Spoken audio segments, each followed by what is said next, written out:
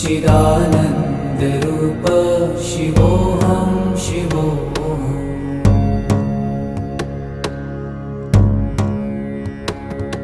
न च प्राणसंज्ञो न वै पञ्चवायु, न वा सप्तधातु न वा पञ्चकोश, न वा पाणिपादं न चोपस्थपायु। चिदानन्दरूप